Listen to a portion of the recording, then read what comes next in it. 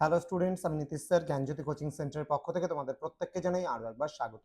তো আজকে আমি তোমাদের সঙ্গে আলোচনায় সিধো কানহু বিরসা ইউনিভার্সিটির অধীনস্থ যে সমস্ত ছাত্রছাত্রীরা যারা ফোর্থ সেমিস্টারের বিভিন্ন কলেজগুলোতে মেজর বাংলা নিয়ে পড়াশোনা করছো তাদের জন্য আজকে মেজর পেপার 5 এর সাজেশন 2026 নিয়ে কিন্তু আলোচনা করব। তো তোমাদের এই পেপারটিতে রয়েছে ছন্দ এবং অলংকার। এখান থেকে যে বিষয়গুলো পড়তে হবে পার্ট 2 ভিডিও আজকে 5 নম্বরে গুরুত্বপূর্ণ প্রশ্নগুলো নিয়ে আলোচনা করব। যারা এখনো চ্যানেলটিকে সাবস্ক্রাইব করনি সাবস্ক্রাইব করে পাশে থাকা বেল আইকন অল প্রেস করে দেবে, যাতে নেক্সট টাইম থেকে কোনো ভিডিও আপলোড করলে তার নোটিফিকেশন তুমি সবার আগে পেতে পারো।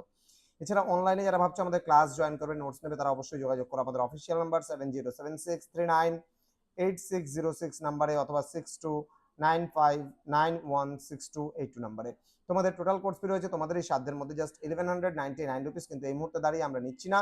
আমরা পার পেপারের জন্য নিচ্ছি মাত্র 99 রুপিস, অর্থাৎ তোমার একটা পেপারে পরীক্ষার নোটস পত্র নিলে পারে মাত্র 99 টাকা করে পার পেপারে কিন্তু পড়ছে। তো দেরি না করে আজই যোগাযোগ করো আমাদের সঙ্গে। এছাড়া আমাদের প্লে স্টোরে অ্যাপ আছে পিস্টিকল এডুকেশন, PISTICALL এডুকেশন EDUCATION। এই অ্যাপে তোমরা গেলে পারেও কিন্তু এখানে বিভিন্ন ইউনিভার্সিটির কাজগুলো আমরা করে থাকি, তোমাদের ইউনিভার্সিটির কাজ তোমরা পেয়ে যাবে এখানে।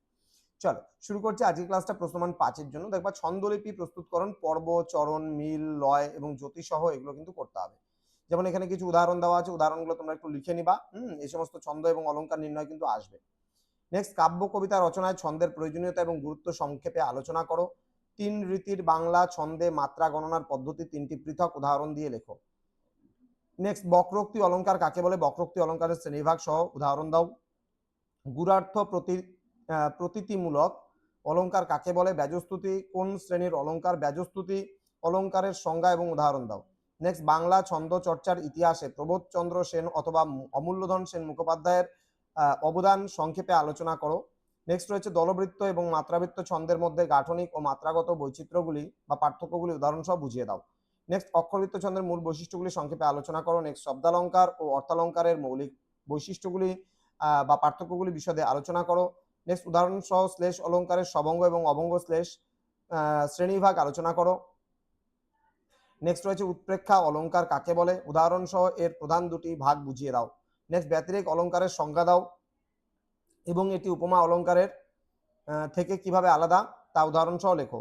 নেক্সট, ব্যাজস্তুতি অলঙ্কারের স্বরূপ বিশ্লেষণ করে একটি উপযুক্ত উদাহরণ দাও।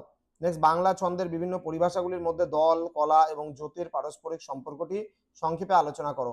নেক্সট, সমাসক্তি অলঙ্কার কাকে বলে, উদাহরণ সহ এই অলঙ্কারের স্বরূপটি বিশ্লেষণ করো। লাস্ট প্রশ্ন, বক্রোক্তি অলঙ্কার কাকে বলে, শ্লেষ বক্রোক্তি এবং কাকু বক্রোক্তির মধ্যে পার্থক্য উদাহরণ সহ বুঝিয়ে দাও। তো এই ছিল আজকের ক্লাস, যেখানে মোস্ট ইম্পর্টেন্ট 5 মার্কসের গুরুত্বপূর্ণ প্রশ্নগুলো নিয়ে আলোচনা করলাম। এরপরে আসবে পার্ট 3 ভিডিও, যেখানে মোস্ট ইম্পর্টেন্ট 2 মার্কসের গুরুত্বপূর্ণ প্রশ্নগুলো নিয়ে আলোচনা করা হবে। দেখা হচ্ছে খুব তাড়াতাড়ি আরো একটা নতুন ক্লাস নিয়ে তোমাদের সঙ্গে। তোমরা প্রত্যেকেই ভালো থেকো, সুস্থ থেকো। Thank you so much, thanks for watching after all, thank you.